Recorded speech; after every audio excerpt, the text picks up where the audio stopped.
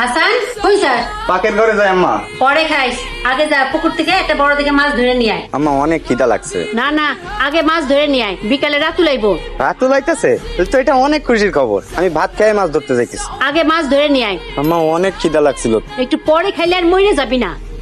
এত তাড়াহুড়ো করে কই যাইতাছো? আজকে রাতু লাইবো ঢাকা থেকে, ওর জন্য মাছ ধরতে যাইতেছি। তুমি কি কোনো দিক দিয়া কম? তুমি এত পরিশ্রম করতেছো, এত কষ্ট করতেছো, তারপরও তুমি পড়ালেখা করতেছো। তোমার আব্বা তোমার গ্রামে ভর্তি করাইছে খেত খামারে কাম করনের লেগে, আর তোমার বাইরে ঢাকায় নামি দামি কলেজে ভর্তি করাইছে। আহা থাক বাদ দাও, আমার দেরি হয়ে যাইতেছে, এখনো খাই নাই।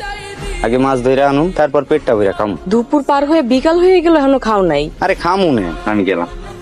এই দেখো কত বড় মাছ ধরে নিয়েছি আম্মা। চিল্লায় বাড়ি মাথায় তুলতেছিস কেন?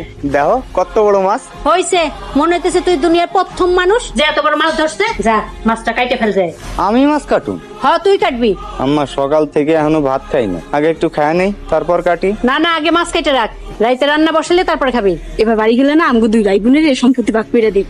আগে কইবা না, তাহলে 2 প্যাকেট মিষ্টি আরো বেশি নিতাম। আম্মা আর দিও না, আর খাইতে পারতেছি না, খাইতে খাইতে একদম পেট ভরে গেছে। আম্মা খালি তো নিজে পোলারিয়ে দিতেছো, পাশে যে আমার জামাইটা বসে রয়েছে তার দিকে কোনো খেয়াল আছে তোমার? এটা তুই কি কইলি? জামাই আমাদের কত আদরের, তারে কি কখনো অযত্ন অবহেলা করছি? হাসান ভাইরা দেখতেছি না, হাসান ভাই কই? হাসান কই আছে আমি কেমনে চিনি? দেখো গিয়া কোথাও পড়ে পড়ে ঘুমাইতেছে। এই ওই পোলা তোর কি হয় রে যে রাতের বেলা তোর খাওন নিয়ে যাইতে হইব? কিছুই হয় না, হাসান ভাই ও এতিম, আমারও মা নাই, সৎমা তারে সবকিছু থেকে বঞ্চিত করতে আছে। আরো বঞ্চিত করব। ফোনসি রাতুলার কলি আইছে, জমির ভাগ নিব। আইলে আইছে, সবার সম্পত্তি সবাই এটা বুঝাই দিব। আমি আর কি কমু চাচা, আমার কোনো সমস্যা নেই। হাসান ওগো তো এখন দরকার, তাই ওগরে দিতেছি। আর তুই তো আমাকে লগেই থাকস, তোরে না হয় পরে দে। এটা তুমি কেমন কথা কইলা? ভাগাভাগি যখন করতাছো হাসান ডাবর পরে দিবা কেন? ওটাও তুমি একসাথে ওদের সাথে দিয়ে দাও। চেয়ারম্যান সাহেব আপনি বুঝতেছেন না, ওর তো এখন দরকার নাই। দরকার নাই মানে না, তুমি দরকার মনে করতেছো না? আব্বাই যদি আমারে পরে দিতে চাই দেখ, এমনিতেও আমার কাছে আব্বা আম্মার থেকে বড় সম্পত্তি আর কিছু নাই।